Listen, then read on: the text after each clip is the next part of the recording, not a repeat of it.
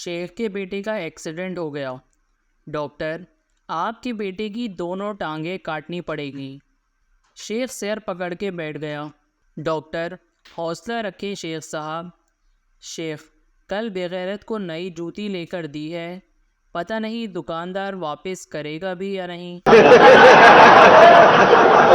कल बस में सवार एक लड़के से पूछा, कहाँ के हो? कहने लगा, हमारी शादी हो गई है और अब हम कहीं के नहीं रहे।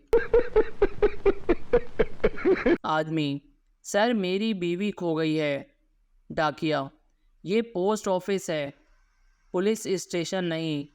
आदमी, माजरत चाहूँगा, क्या करूँ यार, कहाँ जाऊँ, खुशी के मारे कुछ समझ ही नहीं आ रहा। एक पागल दूसरे पागल से, सब लोग हमें पागल क्यों कहते हैं?